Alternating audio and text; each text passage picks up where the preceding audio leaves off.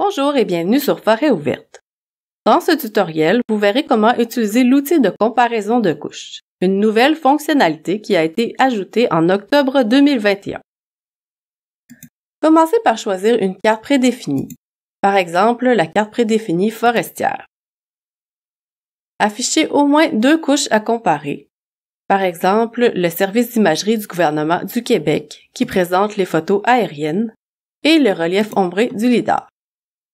On peut masquer ici la couche des peuplements écoforestiers et celle des chemins. On peut zoomer pour faire afficher le lidar. Dans ce cas-ci, je vais utiliser des coordonnées pour s'approcher davantage. Ouvrez ensuite les outils avancés. Dans l'outil de comparaison de couches, cochez la couche du relief ombré. Celle-ci sera comparée avec la couche en dessous, qui est celle des photos aériennes.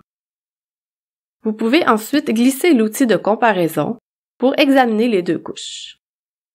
Dans ce cas-ci, il est intéressant de comparer le relief ombré et les photos aériennes pour visualiser les dépôts de surface sur les 2 types d'images.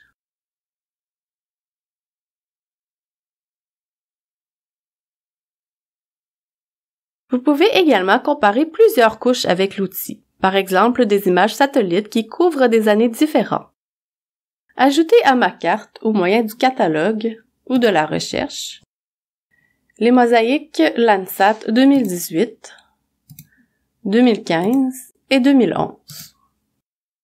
La mosaïque Landsat 2020 est déjà dans ma carte et on peut faire afficher celle-ci également.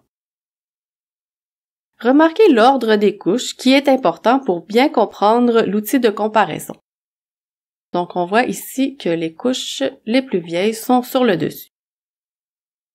Retournez ensuite dans l'outil avancé. Les couches affichées se trouvent dans le menu déroulant de l'outil. Ce qu'il faut comprendre, c'est que quand on coche une couche, par exemple la mosaïque 2011, celle-ci est retirée à droite de l'outil de comparaison.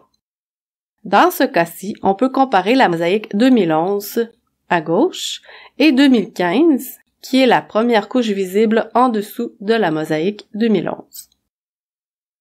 On peut voir dans la mosaïque 2011, ici, qu'il y a eu une perturbation majeure. Si on glisse l'outil pour voir la mosaïque 2015, on voit que cette perturbation commence à se régénérer. Si on coche ensuite la mosaïque 2015, donc on retire celle-ci de la fenêtre à droite de l'outil, on peut comparer les mosaïques 2011 à gauche et la prochaine couche visible en dessous de la mosaïque 2015 qui est la mosaïque 2018. Donc on a retiré à droite les mosaïques 2011 et 2015. On voit donc ici que la perturbation commence à se fondre davantage dans le paysage. Enfin, si on coche la mosaïque 2018 pour comparer les mosaïques 2011 à gauche et 2020 à droite, on voit que la perturbation est rendue beaucoup moins visible.